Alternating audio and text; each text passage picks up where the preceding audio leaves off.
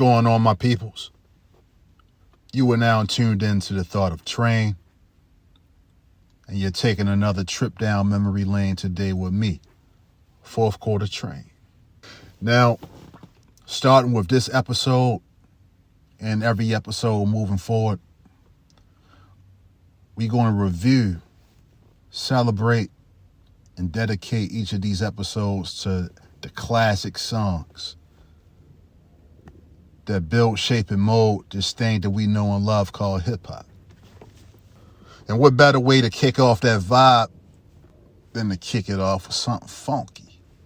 And if you don't know what song that I'm referring to none other than It's Funky Enough by the D.O.C. Released June 16th, 1989, and produced by the great, if not the greatest, hip-hop producer of all time, Dr. Dre. This was the first single off the 5 mic classic, platinum selling, No One Can Do It Better. Now, when you think about legendary albums, legendary pieces of work, we always get backstories about how there was 20, 30 songs recorded for the process, and they ultimately got trimmed down to 15, 16 songs, whatever the finished process was. It was relayed over to us, and we had a classic in our hands. And then later on down the line, those songs that were scrapped that didn't make the final cut, they end up showing up on the surface as unreleased material on YouTube. And they're great in their own right, but at the same time, we hear there's a reason why they didn't make the final cut. So the reason I'm speaking on that is because no such process went on here with this album. While they were on tour promoting Straight Outta Compton, Easy Does It, Dr. Dre and D.O.C. hit up the tour bus. They recorded 13 songs. No more, no less. And those 13 songs that they recorded just so happened to end up being the 13 songs that made up No One Can Do It Better. Being that whatever they recorded, that's what they put it on the album, kept it as is, and now we know that album 30 plus years to this day as being a legendary staple of hip-hop albums. That's a testament, and it speaks to the genius of Dr. Dre and D.O.C. Let's speak on It's Funky Enough. Let's shine some light on that. It's Funky Enough was supposed to be the intro / launch into what was supposed to be a legendary Hall of Fame solo career for D.O.C. We all know what happened, and we're not going to get too deep into that at all, but we know how that ended up. Fast forward a little bit. Let's speak on the creation of the song itself. D.O.C., he had the misdemeanor record that was created by the artist known as Foster Silvers. He brought that record to Dre.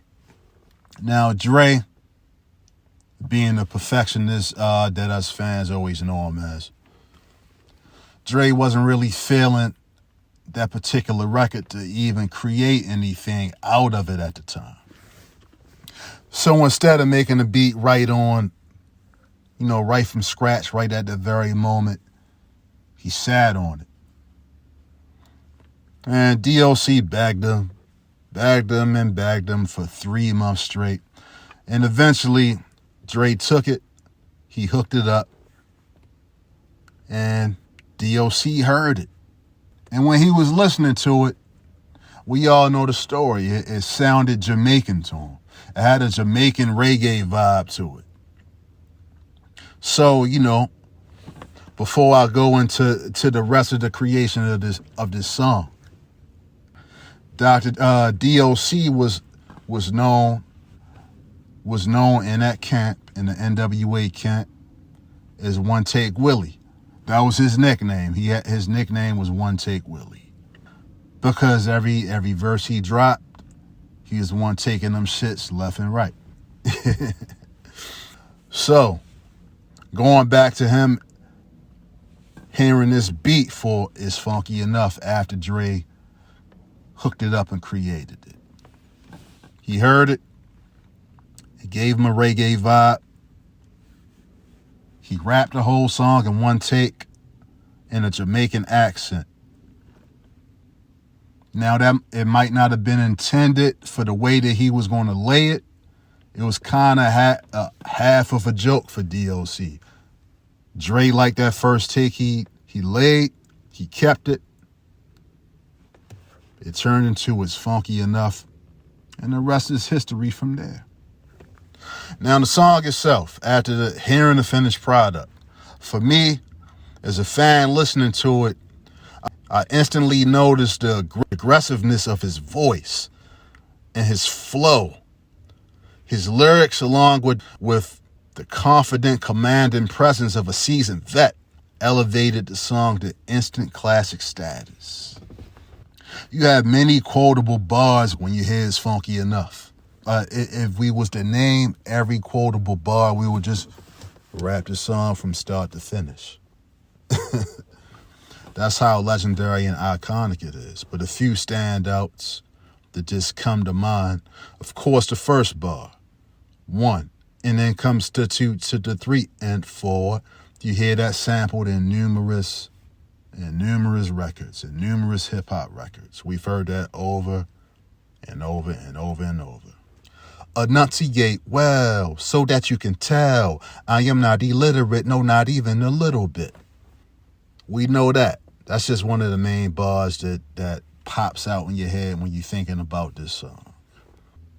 No crowd can avoid the D.O. to the C when I'm PERFORMING on the stage.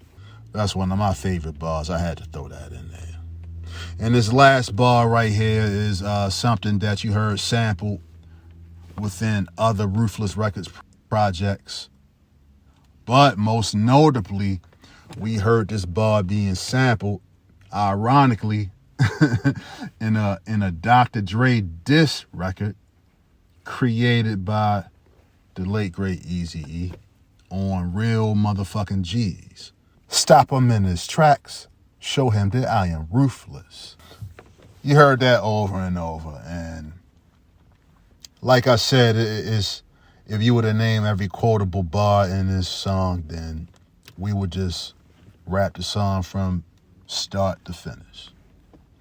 Well, let's move on to the video, which is also iconic within its own right. Now, this video was directed by a young lady by the name of Tamra Davis. Tamra Davis, before she directed It's Funky Enough video, she had also directed videos for Tone Loc, Young MC. Later on, she went on to direct full-length movies, such as CB4, Billy Madison, Adam Sandler, Half-Baked, Dave Chappelle, etc., etc., etc. She went on to make, quite of a name for herself as a director. But rewind, back then, she was known for directing the videos from Tone Loc, Young MC. Eazy-E caught wind of that. So Eazy-E arranged a sit down at the Capitol Records building with Tamra. And he enlisted her services. And so she went on to write a treatment for the video. Now, at the time, Tamra Davis was watching a lot of Western films. So if you remember how the video to It's Funky Enough went, you notice that there is sort of a spaghetti Western vibe to it. And that would be the reason why, because she was watching a lot of Western films at the time. So that was a reason for the vibe and the black and white aspect of the video. The whole video was in black and white, if you remember. Now, for me as a fan, I remember hearing D.O.C. on NWA's first album, Straight Outta Compton. And he was on the song, Parental Discretion is Advised. He made a cameo appearance. I believe he opened up that song. I didn't know too much about him at the time. I knew he was dope. But other than that, seeing this video was really my reintroduction to D.O.C. It was like really my first time knowing him from watching this video. And I actually thought, because all the members of NWA were in the video, I actually thought it was NWA at first. But kind of find out it was D.O.C. Solo project. Now the video, along with the song, built high anticipation for the album. And we all know how the album performed, and we all know how it came out. So with the album, along with 2 more high-quality singles that were released in the form of D.O.C. and the Doctor and the mega classic, The Formula, along with the flawless album that he created and released, this validated his star power. You know, D.O.C. was on his way after that. Sky was most definitely the limit. So on tour, opening up for NWA, he went from being on the tour, starting the tour, opening up for NWA, creating this album on the tour bus. We fast forward, he's still on he's still on the same tour.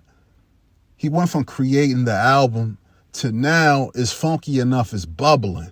We got the video popping now. We got the radio play popping. Now when he's opening up for NWA, the fans who were cheering for them are now singing It's Funky Enough word for word as he performing. You know, that had to be a hell of a feeling for an artist, a new artist. I know if I was in his shoes, you probably wouldn't be able to tell me shit after that. Well, I think the same could be said for him. Because after that moment, they're singing every word of his new single. His debut album, has sold 750K within the first 2 months of his release. You couldn't tell him shit, because he himself admitted that he started feeling cocky after that. He started living loose afterwards. Started living his life. Young black man coming from Texas, not a dime in your pocket. You went from that, ghostwriting a little bit for Eazy-E, NWA, Dr. Dre. Now he's living out his dreams. He has his own record now, his own album. And you couldn't tell him nothing. I think we all can relate to those type of moves and those type of vibes when you finally come into something. You finally feel like you're coming into your own. So that's what started happening with him. He started feeling cocky. He started living life as he thought. So one evening after partying at the Beverly Hills Palm Hotel, police pulled him over on his way home, speeding. You know, instead of them giving him the usual treatment and the hassle that you'll give a young black man driving a fancy car, the normal hassle that the LAPD would give you. Instead, they pulled him over. They saw the gold NWA plaque sitting in the back seat. So instead of just giving him a ticket and giving him a little bit of shit or a billy club, sending him on his way, instead they saw the plaques in the back seat and they started getting starstruck, and they wanted to take pics with him. They took pictures with him, and they took pictures with the platinum and gold plaques as well. And instead of throwing him in the back of the paddy wagon, which he, to this day, he probably feel like maybe the trip in the back of a paddy wagon on my way to jail, that might have been the best move, because it might have saved his career. But instead, they gave him a ticket and they sent him on his way, and he was visibly drunk and visibly high as a kite. And they still, you see what a little fame can do. A little fame can buy you out of trouble, but sometimes that's not always good. So they sent him on his way. He shouldn't have been behind the wheel of any vehicle after that point. But 30 minutes later on the freeway, he falls asleep behind the wheel, and of course the rest is history. Now others would, and others have, used this part of the story to elaborate on the dark times that followed after that accident. But like I said, we here to celebrate. Always want to be here to celebrate our artists, our classic artists. So I'm not going to use that time Everyone else has spoken on the dark times that followed that accident for D.O.C., but instead we're going to use that time to speak on the lasting legacy that he built upon afterward. So his legend continued to grow through ghostwriting heavy portions of Niggas for Life, NWA, The Chronic, Dr. Dre, Snoop's Doggy Style, and Dr. Dre Chronic 2001. Speaking of The Chronic nor Doggy Style wouldn't existed at all if it wasn't for D.O.C. talking Dr. Dre into creating that album. See, Dr. Dre was in a dark space of his own once he left Ruthless Records, and he was transitioning in between that to heading over to Death Row Records and creating that label. He was in a dark space of his own. D.O.C. saw that, and he talked him into creating the Chronic album. Kind of gave my outline of how he should do it, and like I said before, the rest was history. So those 4 albums that I just mentioned, Niggas for Life, The Chronic, Doggy Style, and Chronic 2001, along with the 3 albums beforehand, Straight Out of Compton, Easy Does It, and his own, No One Can Do It Better. His influence and fingerprints were directly on 7 of the most influential albums in hip-hop history. His place in the game is legendary, undeniable, and most importantly, of royalty. And the centerpiece in the middle of it all is funky enough. That's right. Now, we're going to go ahead and wrap this one up. That was just one review and one celebration of one of the greatest songs of our hip-hop genre. But we have many more to review and celebrate. So, with that being said, we're going to go ahead and wrap this one up. And I'm going to leave you with a few words. Everyone out there, including myself, stay great, but also stay humble in the process.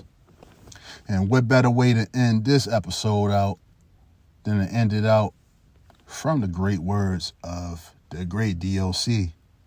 You can put this in the needle and drop it on the one, boy.